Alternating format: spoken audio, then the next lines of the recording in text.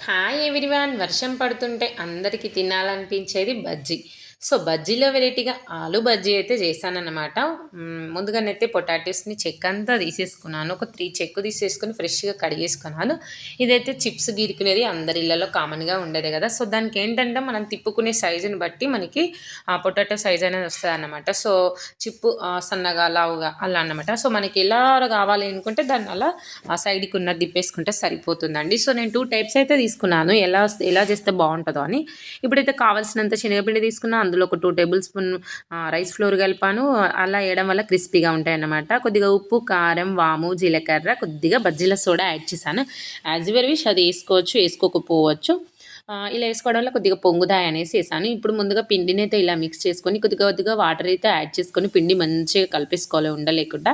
ఇక్కడ మెయిన్ ఏంటంటే మరీ పలచగా చేసుకున్నామనుకోండి పొటాటో బజ్జీ మంచిగా రాదన్నమాట. సో, పిండి అనేది దానికి పట్టుకోవాలి కదా! అలా అని థిక్‌గా ఉంటే కూడా బాగుండదు. సో, మనకి ఈ క్వాంటిటీలో ఉంటే సరిపోతుందండి. సో, మనం ఈ వర్షం పడుతూ ఉంటే బయట కొనుకొచ్చుకుంటారండి చాలామంది. ఇంట్లో అంత టైం వేస్ట్ చేయలేరన్నమాట కొంతమంది.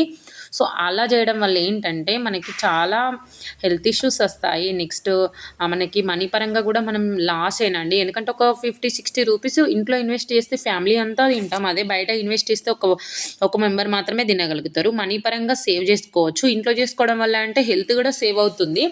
అంటే ఇంట్లో అన్ని ఇంగ్రీడియెంట్స్ ఖచ్చితంగా మంచివే అని గ్యారంటీ ఏముందని చాలామంది అనుకుంటారండి. కొద్దిగా దానికి దీనికి తేడా అనేది ఉంటుంది. మనం చేసుకున్న దానికును బయట తెచ్చుకున్న దానికి.